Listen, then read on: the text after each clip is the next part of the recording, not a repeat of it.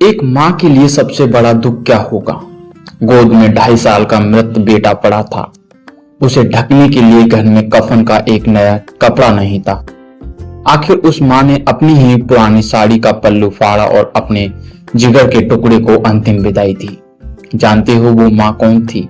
वो थी माता रमाबाई अंबेडकर, जिन्होंने अपना सब कुछ खो दिया ताकि हमें हमारे बाबा साहब मिल सके।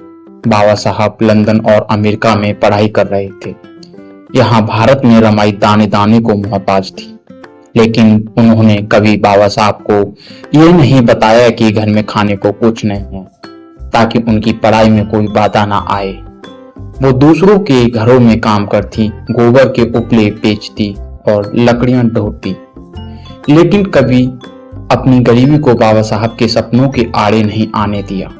बाबा साहब ने खुद कहा था, रमा अगर तुम ना होती तो मैं कभी भीमराव अंबेडकर नहीं बन पाता। त्याग की हद तो देखिए। इलाज और पैसे की कमी की वजह से रमाई ने अपने 5 में से 4 बच्चे गंगाधर, रमेश, इंद्र और राजरत्न को अपनी ही आंखों के सामने दम तोड़ते देखा। सिर्फ यशवंत ही बच पाए। वो अंदर से टूट चुकी थीं, लेकिन बाबा साहब के सामने हमेशा चट्टान बनकर खड़ी रही। आज हम जिस संविधान और अधिकारों पर गर्व करते हैं, उसकी नींव में माता रमाई के 4 बच्चों की चिताओं की राख मिली। जब रमाई हमें छोड़कर गई तो बाबा साहब फूट फूट कर रोए थे। उन्होंने अपनी किताब उन्हें समर्पित करते हुए लिखा, उसने अपनी खुशियां और जवानी मेरे लिए त्याग दी ताकि मैं समाज के लिए कुछ कर सकूं। वो सिर्फ बाबा साहब की पत्नी नहीं थी, वो पूरे बहुजन समाज की आई माँ थी।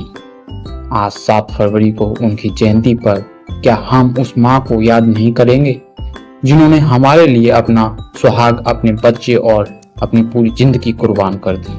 अगर आपके आंखों में भी आज नमी है तो हमें कमेंट में धन्य हो माता रमाई जरूर लिखें, और बहुजन समाज के ऐसे ही सच्चे इतिहास के लिए चैनल को सब्सक्राइब करें।